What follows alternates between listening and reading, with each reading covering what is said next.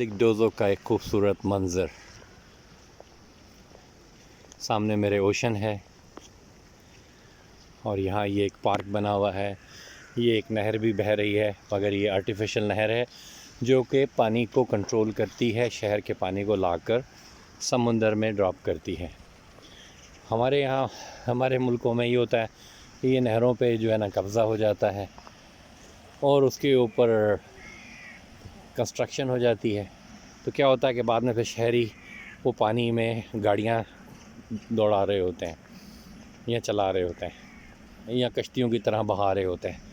تو یہ فرق ہے ایک اچھی شہری حکومت میں اور ایک ہماری حکومتوں میں. اللہ تعالیٰ ان کو ہدایت دے. بہرحال یہ ایک بڑا خوبصورت منظر ہے ماشاءاللہ. یہ میرے سامنے پورا اوشن سامنے ہی ہے اور یہ بڑے خوبصورت اس کے ساتھ ساتھ ولاس بنے ہوئے ہیں جہاں سے آپ کو اوشن کا ویو بھی نظر آتا ہے. اور پرائسز سبھی ان کی جو ہے نا ریسنٹلی انکریز ہوئی ہے کیونکہ ڈالر جو ہے یہاں پر وہ اوپر چلا گیا ہے کافی. لیرا جو ہے وہ بڑا فلکچویٹ کیا ہے لیرا نے. بٹ یہ سب کچھ ٹیمپریری ہے. انشاءاللہ نیکسٹ ایئر جب ان کا یہ معاہدہ لوزان ختم ہو جائے گا تو کافی فرق پڑنے والا ہے یہاں پر.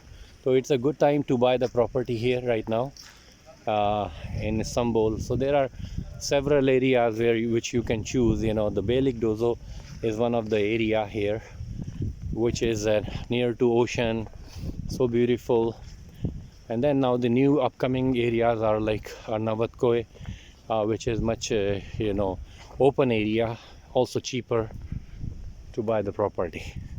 Look at that, subhanallah. Look at that, mashallah. So beautiful.